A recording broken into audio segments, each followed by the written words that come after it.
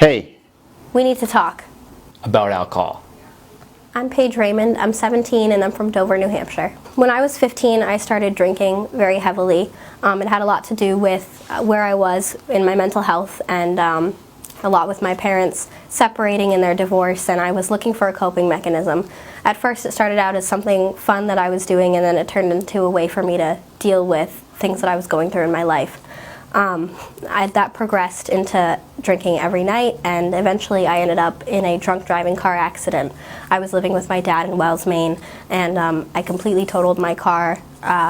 It was around 2:30 a.m., so I got into some pretty deep legal trouble, and luckily it ended pretty well for me. But once I moved to Dover, I met Bob Fagan of Live Free Recovery. He was a counselor there, so my guidance counselor set me up with him, and I was meeting with him a couple times a week.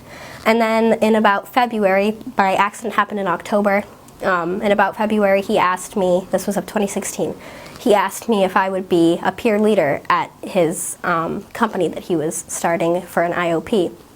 And I was so excited. I was like, absolutely. I've seen a lot of people and friends go down the same path that I went down, and they were not as lucky. So it became something that I was very passionate about. And the more people I met, the more connections I made, I realized how big of an issue this was, and that it's not just teenagers having fun. It becomes more than that. Have the conversation with your child. Don't keep them away from it. My mom was always very protective of me, and she half the time wouldn't even let me watch the news, just because it's pretty miserable most of the time. But don't shelter your children from it, because it is a very real issue that's going on in New Hampshire right now.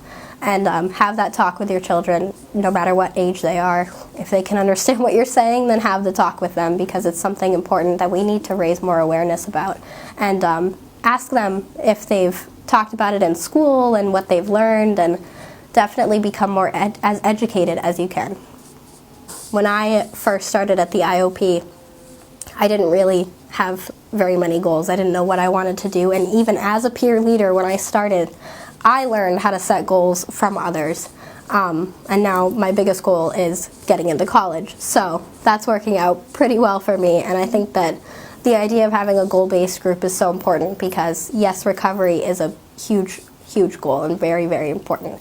But I think that setting other goals outside of that is also just as important.